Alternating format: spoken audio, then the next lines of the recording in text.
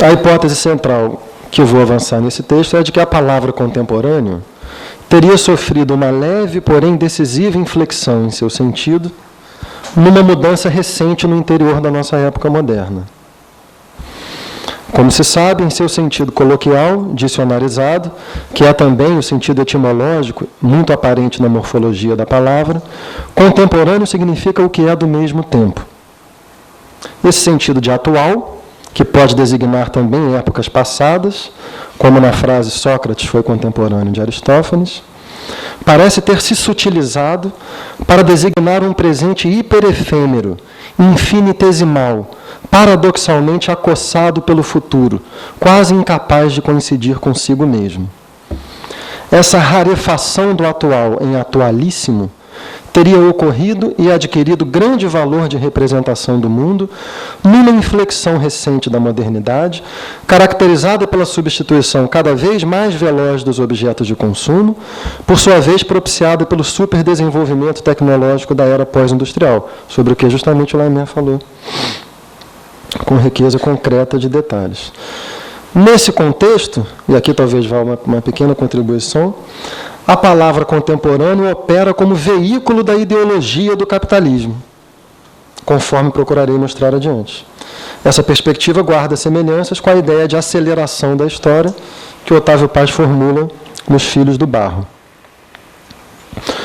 O ensaísta e poeta mexicano sugeriu que a época moderna é a aceleração do tempo histórico, para logo em seguida duvidar da afirmação, observando que talvez as mudanças e convulsões que certas vezes nos angustiam e outras nos encantam, sejam muito menos profundas e decisivas do que imaginamos. Dá como exemplo a Revolução Soviética, que na época pareceu uma ruptura radical com o passado, uma encarnação do futuro, enquanto hoje, diz Otávio Paz, um livro dos anos 70, meio século após esse acontecimento, o que realmente surpreende o estudioso ou o simples viajante é a persistência dos traços tradicionais da velha Rússia. O exemplo me parece, contudo, ser antes a confirmação do que a negação da hipótese da aceleração da história.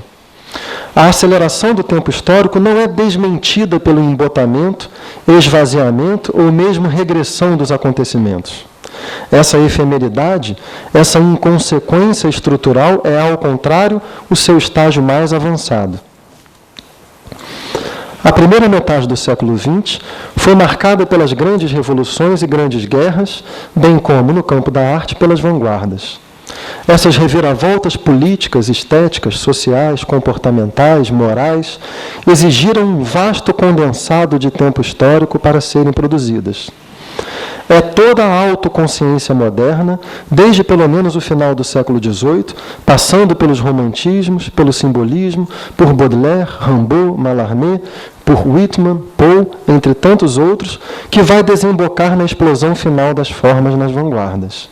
São grandes massas de sentido, como grandes massas de ar que se deslocam pelos oceanos até precipitarem-se em tempestades.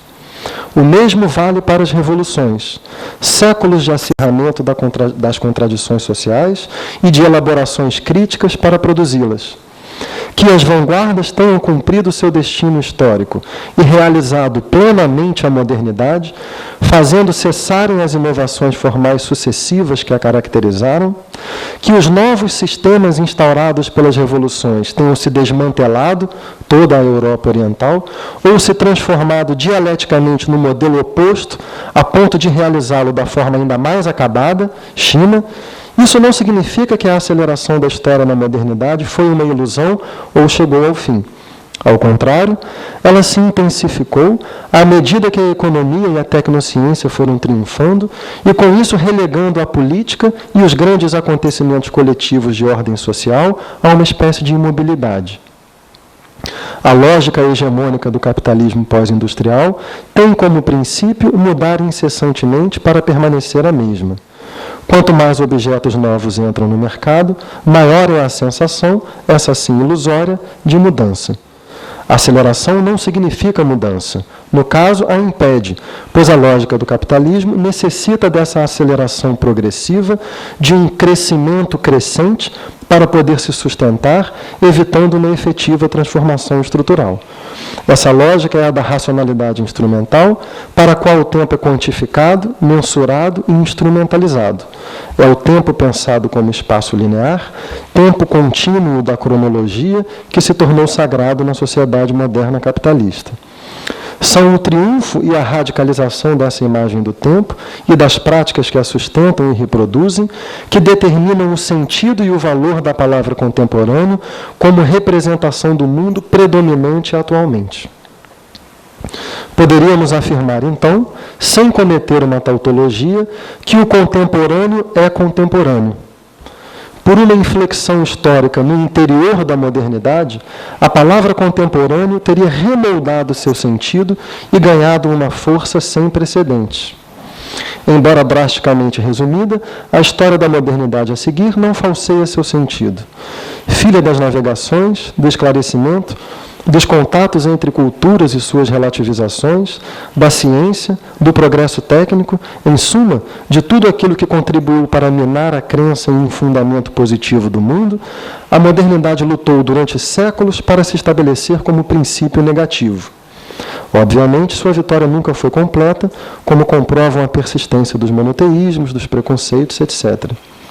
Do fim da escravidão ao sufrágio universal, do evolucionismo darwiniano às marteladas de Nietzsche na metafísica, do verso livre à atonalidade, da eugenia como política de Estado ao casamento gay, houve séculos de luta contra o ancião regime fundamentalista do mundo. Essa luta, de modos diferentes em países diferentes, em alguns campos com maior sucesso, em outros menos, foi vencida pela modernidade, que em larga medida se firmou como autoimagem de nossa época. Ainda em 1874, Nietzsche escreveu, numa de suas considerações intempestivas, que sua época padecia de um mal, abre aspas, um defeito do qual a época justamente se orgulha, isto é, a sua cultura histórica, fecha.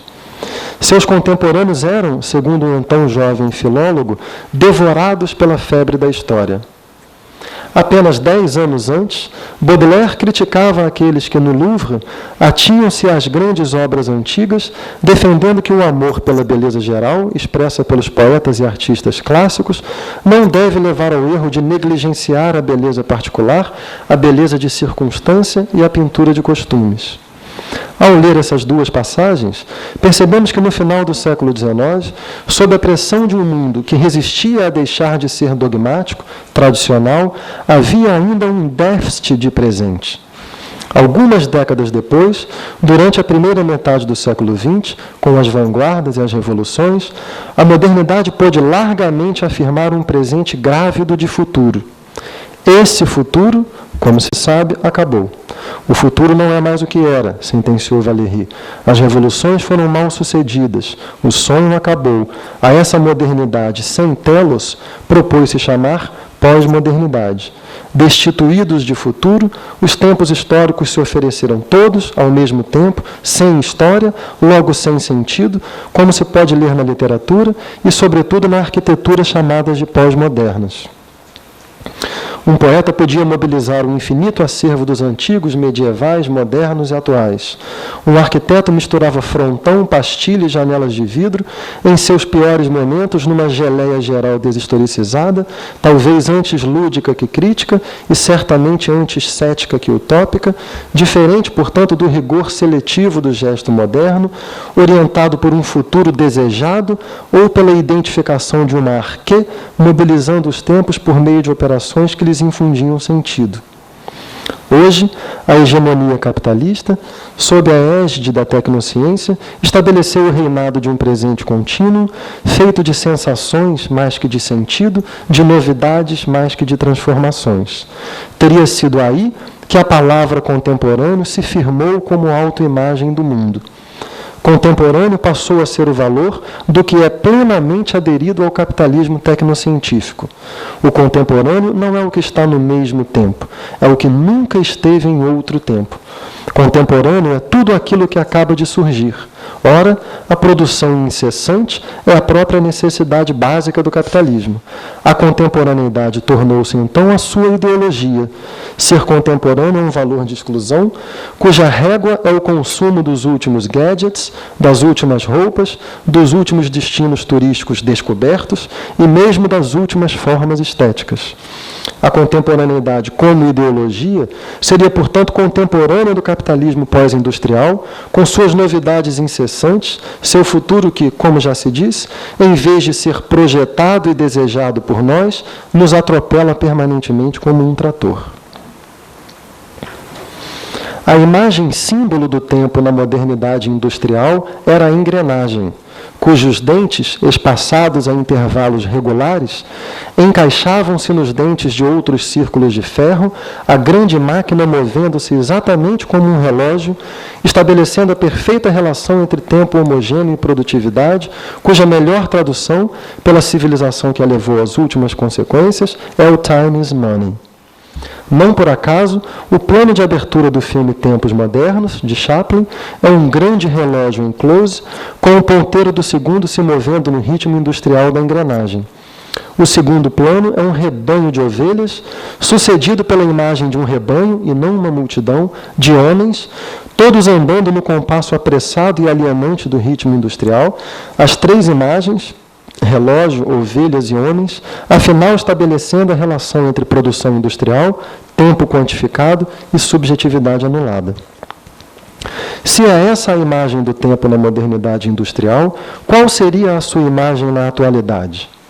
Um filme chamado Tempos Contemporâneos abriria com que plano? Antes de tudo, talvez se chamasse tempo contemporâneo, no singular, pois é possível que o plural de tempos modernos representasse ainda algum alargamento temporal, enquanto o contemporâneo é o tempo comprimido ao átomo do presente, que sempre já passou, já era. Tem a propósito até a coluna do Ronaldo Lemos, na Folha de São Paulo, que, a meu ver, evidencia essa relação entre capitalismo e tecnociência e temporalidade, né? Ao final da coluna dele tem sempre um diagramazinho que é assim,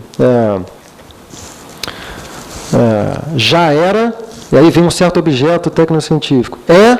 Aí um objeto no presente, e será, que é sempre a partir dos movimentos da tecnologia, né? Mas é improvável que existisse um tal filme, pois no momento mesmo em que ele se declararia contemporâneo, já deixaria de sê-lo.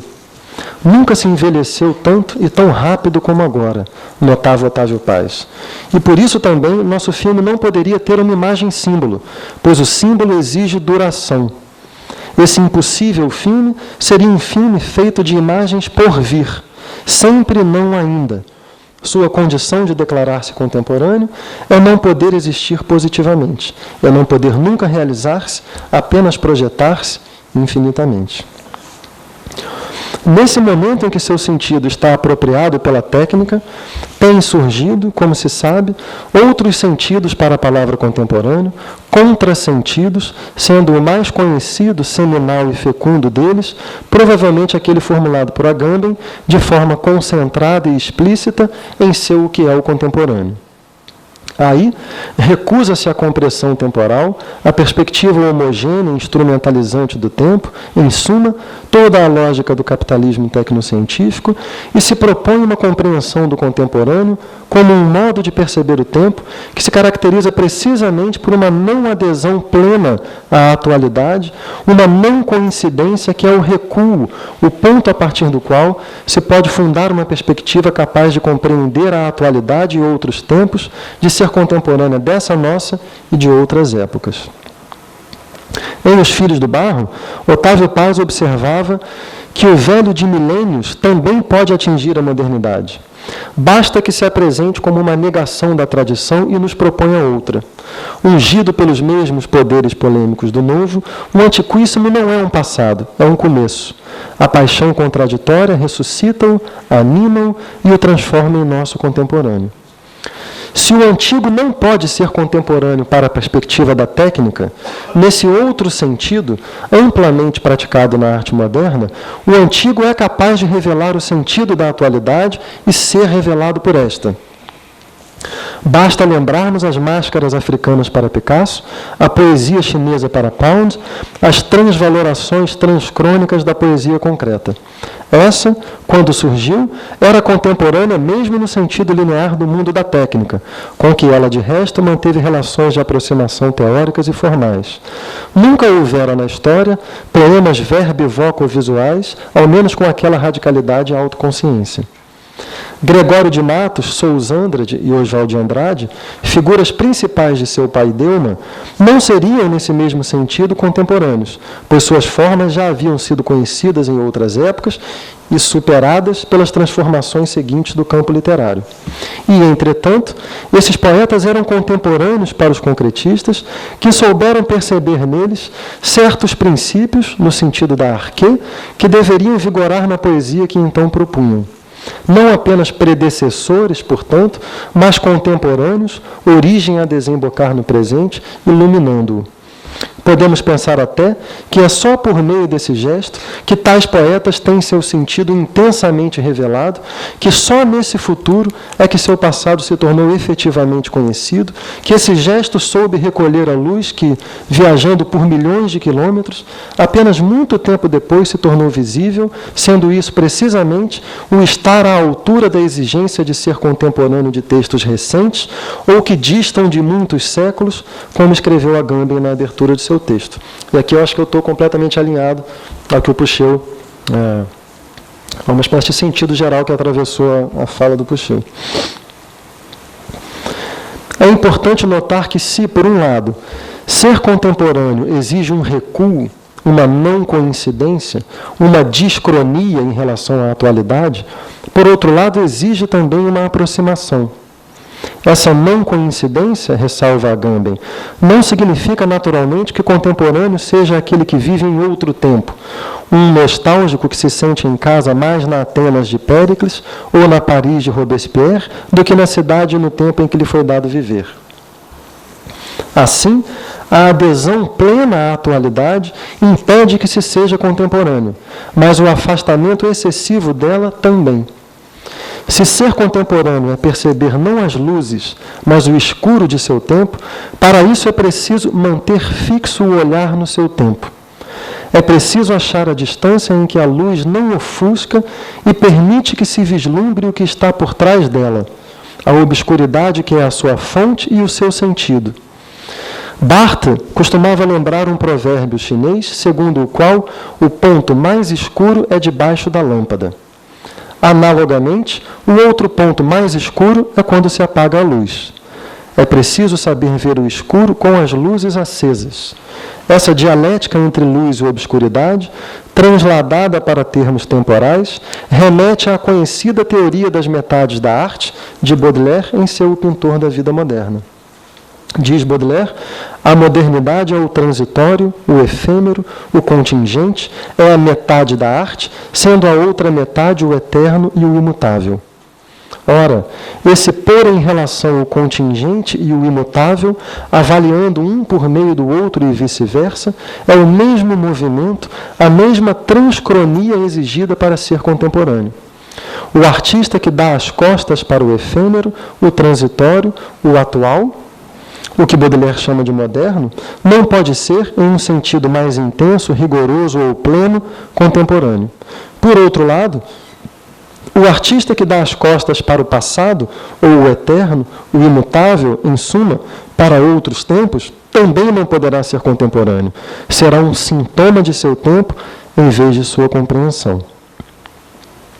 Essa oposição entre o sentido atribuído à palavra contemporâneo pela ideologia do capitalismo pós-industrial e o sentido a ela atribuído por contra-ideologias, contra-existências, como a da filosofia, da literatura, da psicanálise, etc., produz uma cisão que nos concerne diretamente, digo a nós, leitores, escritores, críticos, filósofos. Pois, da perspectiva da ideologia dominante, somos uns extemporâneos, deslocados, idiotas. enquanto de nossa perspectiva, são precisamente essa inatualidade, esse deslocamento e essa diferença singular que nos tornam contemporâneos. Essa exclusão pelo crivo temporal é a modalidade atual do desencaixe constitutivo da figura do filósofo ao longo da história. Sem dúvida, como observa Badiou, a verdade é associal, daí certa solidão característica da vida do espírito.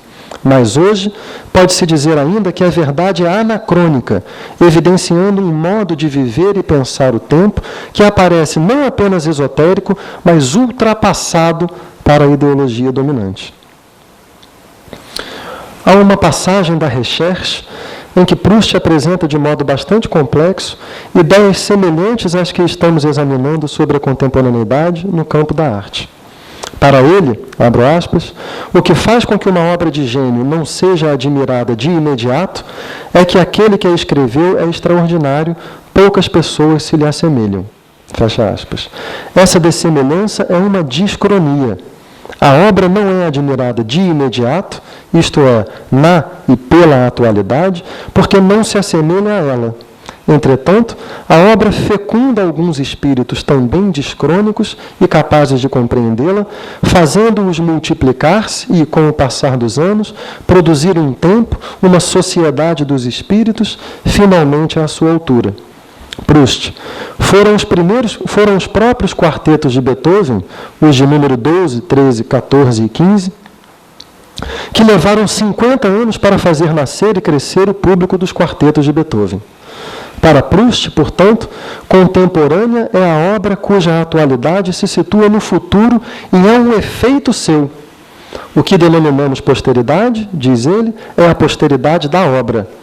Se, hipoteticamente, uma tal obra de gênio, obra contemporânea, fosse mantida em segredo, e se fosse conhecida apenas pela posteridade, esta, quanto a tal obra, não seria a posteridade, e sim uma assembleia de contemporâneos que simplesmente tivesse vivido 50 anos mais tarde.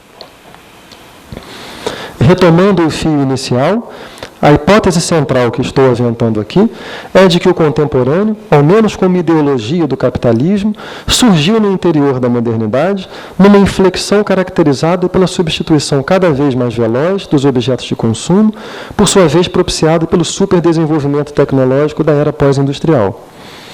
Essa perspectiva se baseia na ideia de aceleração da história, que Otávio Paz tanto postula quanto dela desconfia. Seria necessária, para testá-la, uma história rigorosa do entrelaçamento entre modernidade e capitalismo, bem como uma pesquisa filológica sobre as transformações e incidências do sentido da palavra contemporâneo. Na falta disso, que em larga medida o Laemmert nos ofereceu, posso apenas indicar elementos que a confirmam, como vim fazendo, e outros que a rejeitam, como farei agora.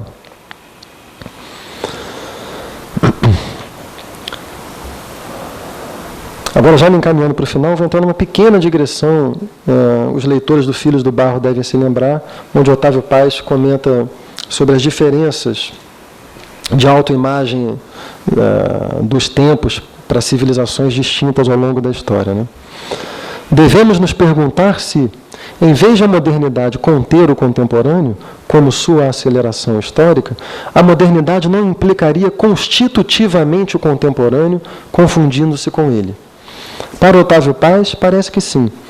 O pensador mexicano situa na autoimagem do tempo a diferença decisiva da época moderna.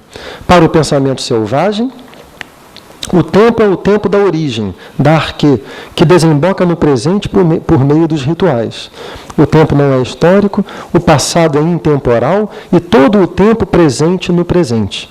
Abro aspas, como um manancial, este passado de passados flui continuamente, desemboca no presente e, confundido com ele, é a única atualidade que realmente conta. A vida social não é histórica, mas ritual. Não é feita de mudanças sucessivas, mas consiste na repetição rítmica do passado intemporal. Ainda segundo Paz, As civilizações do Oriente e do Mediterrâneo, como as civilizações da América pré-colombiana, viram a história com a mesma desconfiança, porém não a negaram tão radicalmente. Para todas elas, o passado dos primitivos, sempre imóvel e sempre presente, se desprende em círculos e espirais às idades do mundo. É a noção de tempo cíclico, para a qual o tempo se torna história, ao mesmo tempo em que a história é submetida a uma repetição periódica infinita que a anula. A civilização indiana, por sua vez, percebe o tempo como uma fantasmagoria sem substância. A história existe, é real, mas a realidade é uma ilusão, o sonho de Brahma. Um sonho circular, cíclico também, a cuja irrealidade se opõe o vazio perfeito e imutável do Nirvana. É o cristianismo quem rompe com a ideia do tempo cíclico e introduz a ideia de um tempo finito, irreversível e heterogêneo. O tempo é histórico e sempre diferente de si mesmo. O passado é único e passa. O presente e o futuro também. Cito: a queda de Adão significa a ruptura do paradisíaco presente eterno. O começo da sucessão é o começo da cisão. O tempo, em seu contínuo dividir-se, nada mais faz que repetir a cisão original, a ruptura do princípio. A divisão do presente eterno e idêntico a si mesmo em um ontem, um hoje e um amanhã, cada qual distinto, único. A contrapartida dessa assunção do transitório, como se sabe, é a ideia de eternidade. A modernidade é herdeira do tempo linear e irreversível do cristianismo. A época moderna é a primeira época que exalta a mudança e a transforma em seu fundamento. Para Otávio Paz, a modernidade é constitutivamente precipitada para o futuro. Abre aspas. Os antigos olhavam o futuro com temor e repetiam vãs fórmulas para conjurá-lo. Nós daríamos a vida para conhecer o seu rosto radioso, um rosto que nunca veremos. A modernidade é um contínuo ir para além, sempre para além, não sabemos para onde. Segundo essa perspectiva, a época moderna é a da aceleração do tempo histórico e, portanto, se confunde com a noção de contemporâneo, tal como aproveitada como ideologia do capitalismo. O prosseguimento da passagem de Proust, que eu citei anteriormente, reforça a suspeita sobre a aceleração progressiva do tempo histórico no interior da modernidade. Sem dúvida é fácil imaginar, escreve Proust, numa ilusão análoga à que uniformiza todas as coisas no horizonte, que todas as revoluções havidas até agora na pintura ou na música respeitavam, todavia, certas regras, e o que está imediatamente diante de nós, impressionismo, procura da dissonância, cubismo, futurismo, difere de modo ultrajante daquilo que o precedeu. É que aquilo que o precedeu é considerado sem levar em conta que uma longa assimilação o converteu para nós numa matéria variada, sem dúvida, mas afinal de contas homogênea, onde Victor Hugo se avizinha de Molière. A hipótese da aceleração do tempo histórico seria assim apenas o efeito de homogeneização do presente sobre o passado, quanto mais remoto, mais homogêneo, e o contemporâneo seria consubstancial à modernidade, coisa que a essa altura, depois do Laimer, eu mesmo não acredito de forma alguma. Para concluir, há, entretanto, outras formas de se compreender a modernidade. Especialmente fecunda, a meu ver, é aquela proposta por Antônio Cícero. Para ele, a modernidade é o princípio negativo, indeterminado, no interior do qual se produzem alteridades incessantes, novas e sucessivas formas. Remontando esse princípio a um fragmento de Anaximandro e lendo-o à luz de Homero e à contraluz de Platão, Cícero dá um caráter de categoria transhistórica ao moderno. Há modernidade em qualquer tempo e lugar em que o princípio negativo não seja usurpado por uma positividade qualquer, seja o fechamento do conjunto de formas naturais e culturais ou os diferentes monoteísmos.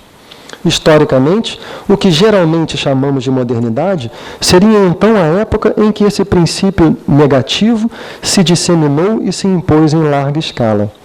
A ideia de modernidade de Cícero nos permite imaginar uma época em que o moderno e o contemporâneo, enquanto ideologia do capitalismo, se dissociem, Um tempo em que as diferenças de quaisquer ordens, morais, sexuais, comportamentais, etc., possam coabitar, o princípio prevalecente sendo, portanto, o da ausência de fundamento e não o da mudança linear e progressiva.